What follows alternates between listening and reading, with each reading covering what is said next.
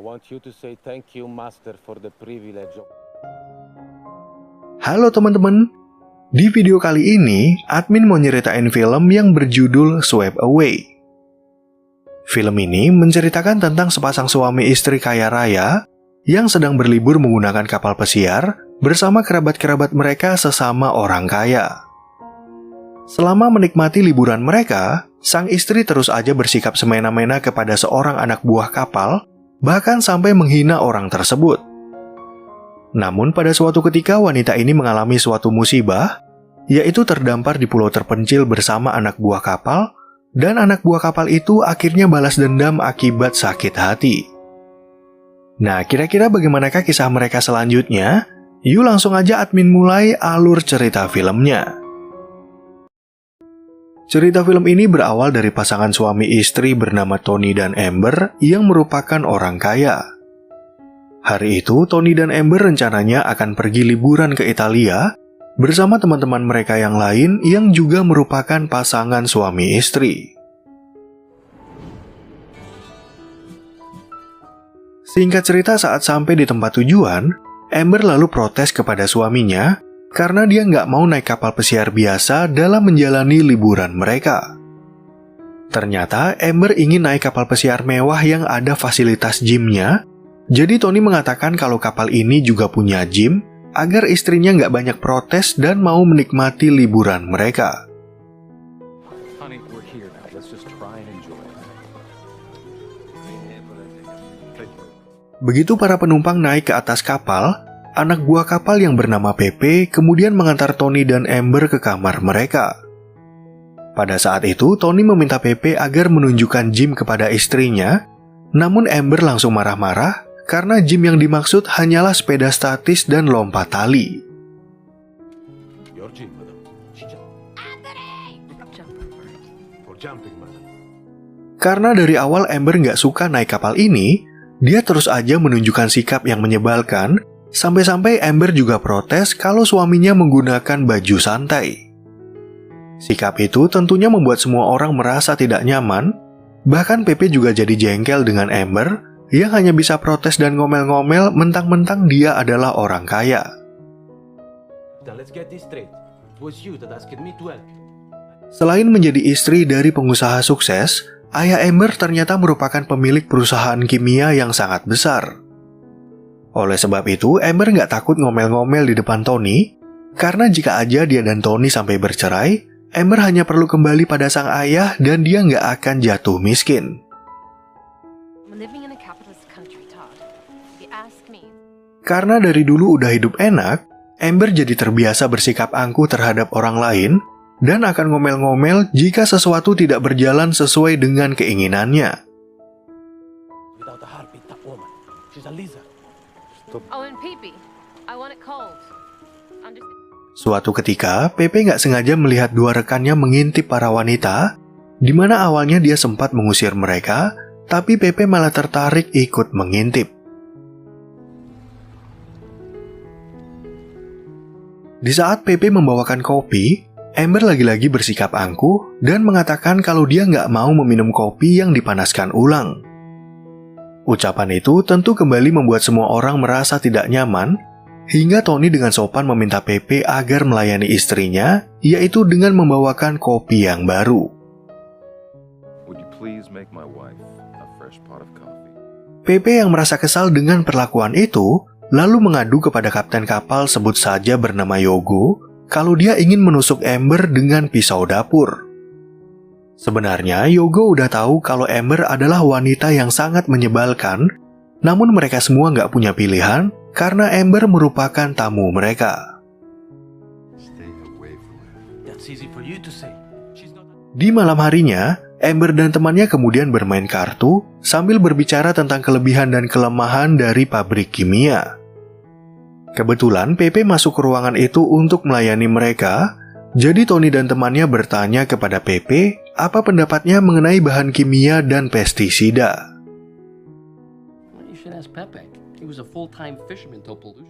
Walaupun Pepe hanyalah seorang nelayan, dia ternyata tahu tentang kelebihan dan kelemahan dari bahan kimia, yaitu bisa membuat hidup manusia menjadi lebih mudah. Di satu sisi, Pepe juga berpendapat kalau industri kimia telah membuat beberapa orang menjadi sangat kaya, sampai-sampai uang dan tindak korupsi bisa merusak prinsip yang baik. Very good, Pepe. Oh, yes. Very good. Keesokan harinya ketika makan siang, Amber komplain lagi kepada Pepe kalau ikan yang mereka sediakan udah tidak segar. Ucapan itu tentunya membuat Pepe merasa sangat jengkel, sampai-sampai dia akhirnya meluapkan kemarahannya kepada Amber, dan ternyata hal itu hanyalah sekedar hayalan.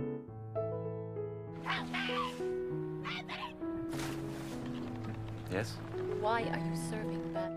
Pepe yang merasa kesal, lalu mengembalikan makanan Amber kepada tukang masak, dan ketika mereka mencicipinya, ternyata makanan itu sama sekali nggak ada masalah.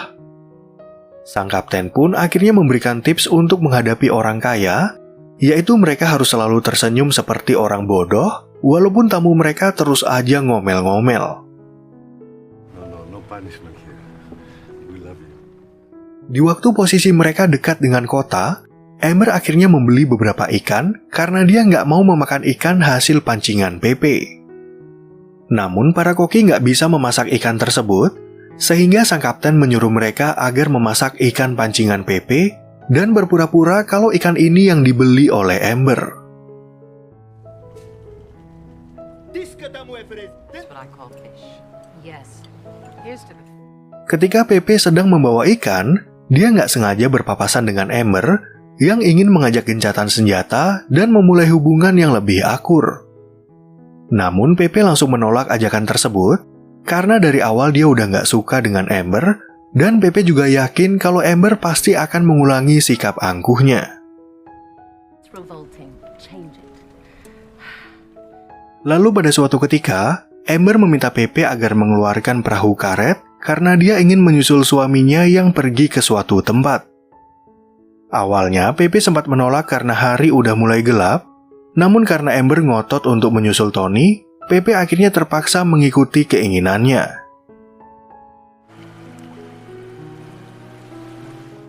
Di tengah perjalanan, mesin perahu mereka tiba-tiba aja mati total, sehingga mereka akhirnya terpaksa menunggu Tony lewat karena Pepe nggak bisa memperbaiki mesin itu.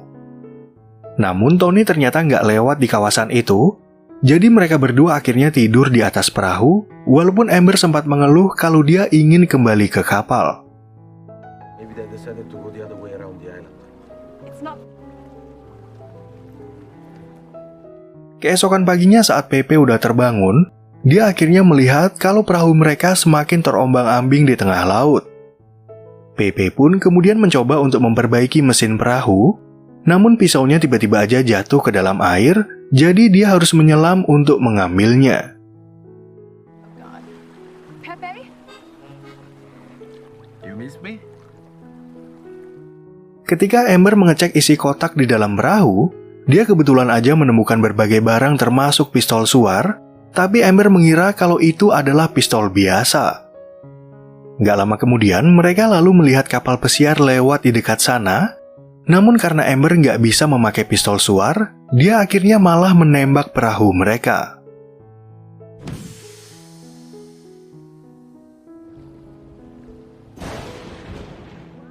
Di hari berikutnya, Amber yang terbangun tiba-tiba aja melihat sebuah pulau, jadi dia menyuruh Pepe agar mendayung perahu mereka ke pulau itu. Sesampainya di sana, Pepe langsung mencari dataran tinggi, dan begitu dia melihat ke sekitar, Pepe akhirnya mengetahui kalau pulau ini hanyalah sebuah pulau kecil.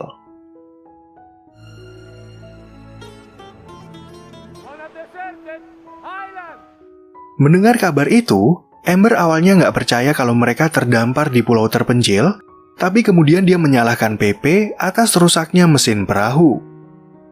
Pepe pun akhirnya memutuskan untuk pergi meninggalkan Amber, karena dia nggak tahan mendengar Amber ngomel-ngomel, bahkan Amber masih merendahkan Pepe seperti di kapal pesiar. The big time drug baron Aspen. I am fed up with you. You are a mongrel dog! A hybrid of something... Setelah mereka berpisah, Pepe kemudian mulai mengumpulkan barang-barang sampai dia menemukan sebuah gubuk yang udah kosong. Dari barang-barang itu, Pepe akhirnya membuat alat untuk mencari ikan, sedangkan Amber yang nggak tahu cara bertahan hidup, akhirnya terpaksa mencuri air ketika Pepe menyelam mencari makanan.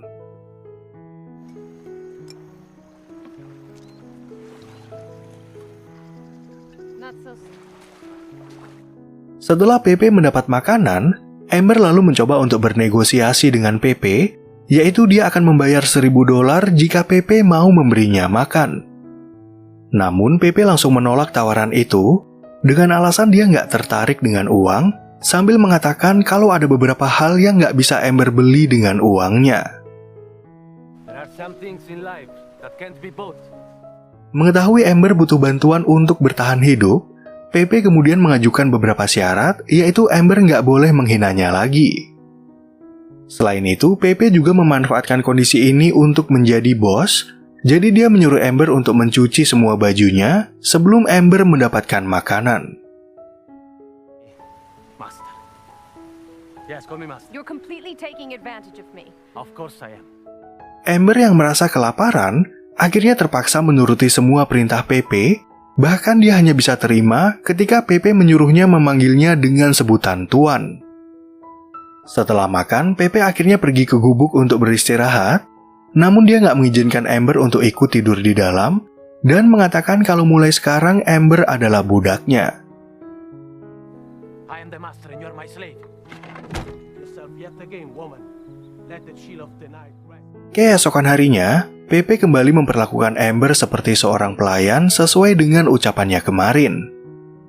Pada waktu itu, Amber berjanji akan memberikan imbalan kepada Pepe, dan jika Pepe bersikap baik kepadanya, maka Pepe bisa mendapatkan banyak uang. I'll make sure you get rewarded. Waktu di kapal pesiar, Pepe pernah mendengar kalau Amber udah kaya dari lahir, jadi dia menolak tawaran itu karena kekayaan Amber bukanlah hasil dari kerja kerasnya.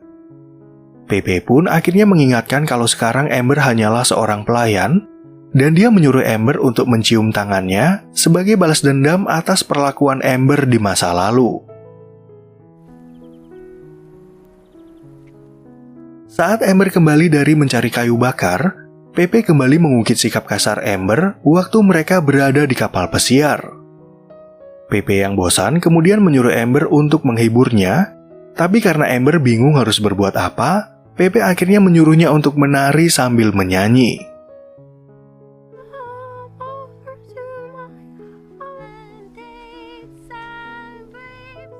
Setelah merasakan balas dendam selama berhari-hari, Amber yang gak tahan lalu mencoba untuk melawan Pepe, namun hal itu malah membuat Pepe semakin merasa marah kepadanya. Awalnya, Pepe berniat untuk memperkosa Amber, namun dia akhirnya meninggalkan Amber sendirian agar Amber bisa memilih hidup sendiri atau menjadi pelayannya. Gara-gara kejadian itu, Amber dan Pepe akhirnya sama-sama merenung apa yang harus mereka lakukan untuk mengakhiri pertengkaran ini. Amber pun akhirnya mendatangi Pepe untuk mengalah, di mana dia bersedia melakukan apapun yang diperintahkan oleh Pepe, termasuk melayani kebutuhan malamnya.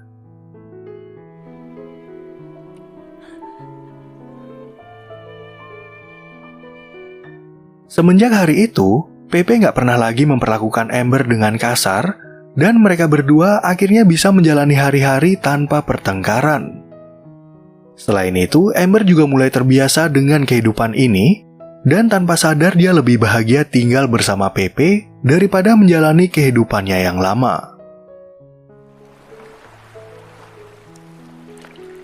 Lalu pada suatu ketika, Amber tiba-tiba melihat sebuah kapal, tapi dia malah bersembunyi agar keberadaan mereka tidak ditemukan. Di malam harinya, Amber kemudian bertanya kepada Pepe, jika Pepe punya pilihan, apakah dia lebih suka terdampar di pulau ini bersamanya atau perempuan yang lebih muda? Someone prettier. What is it with women? Sebagai pria yang udah dewasa, Pepe lalu menjawab kalau dia lebih suka terdampar bersama Amber, sambil mengatakan kalau Amber nggak perlu berpikir macam-macam. Kebetulan malam itu turun hujan, di mana Pepe dan Amber yang merasa bosan berada di dalam gubuk, akhirnya bermain tebak kata untuk menghibur diri.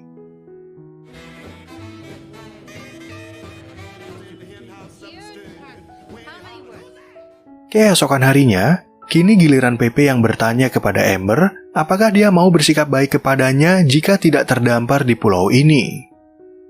Namun sayangnya Amber nggak bisa berbicara banyak, karena kenyataannya Pepe hanyalah nelayan miskin, sedangkan Amber adalah wanita kaya yang udah punya suami. That was then, this is now. Ketika Pepe sedang tidur, Amber tiba-tiba datang membawa seekor gurita untuk memperlihatkan kalau dia udah bisa mencari makanan sendirian. Hari-hari mereka pun akhirnya berlalu dengan cepat, di mana Pepe dan Amber sangat menikmati kebersamaan mereka, dan seiring berjalannya waktu mereka berdua semakin jatuh cinta.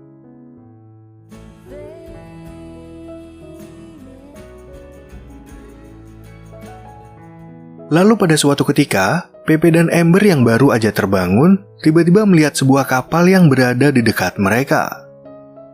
Namun Amber meminta Pepe agar tetap bersembunyi, dengan alasan Amber sangat mencintai Pepe, dan dia nggak mau kalau keberadaan mereka sampai ditemukan.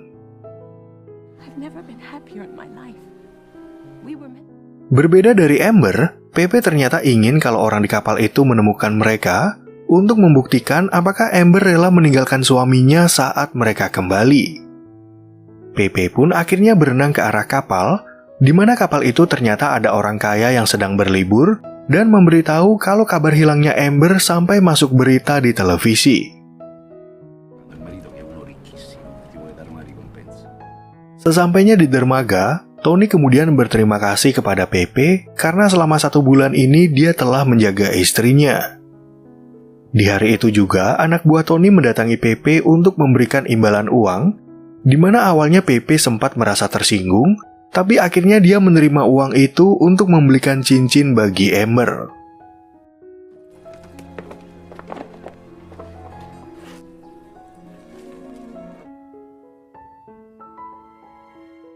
Sementara itu di tempat lain, Amber yang baru sampai di sebuah hotel, tiba-tiba mendapat telepon dari Pepe yang mengatakan kalau dia sangat mencintainya. Namun Amber nggak bisa berbicara banyak karena ada Tony, sehingga dia meminta Pepe agar menitipkan pesan di resepsionis dan akan melakukan apapun yang Pepe suruh. Tell me what to do and I'll do it. Sesuai permintaan Amber, Pepe kemudian menulis pesan agar besok pagi Amber menemuinya di dermaga nomor 22. Setelah itu, Pepe menitipkan pesan kepada resepsionis bernama Rosa dan mengatakan kalau Rosa hanya boleh memberikan pesan ini jika Amber sedang sendirian.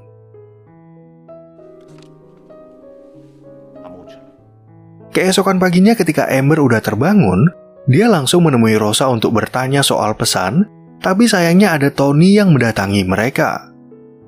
Awalnya, Rosa berbohong kalau hanya ada 1 pesan untuk Tony, namun Tony akhirnya melihat pesan lain yang disembunyikan bagi Amber. Beberapa jam kemudian, Tony mengajak Amber pulang menggunakan heli dan meminta Amber untuk memberikan sebuah surat dan tip kepada pelayan hotel. Ternyata di surat itu tertulis dermaga nomor 22, jadi pelayan hotel itu kemudian mengantar surat bagi Pepe yang udah menyewa kapal untuk kabur bersama Amber.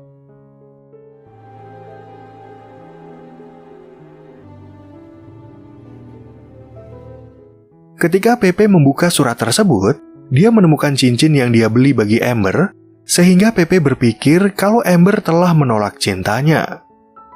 Sebenarnya Pepe nggak percaya kalau Amber lah yang memberikan surat ini, namun pelayan hotel itu memberitahu kalau Amber udah pergi bersama suaminya.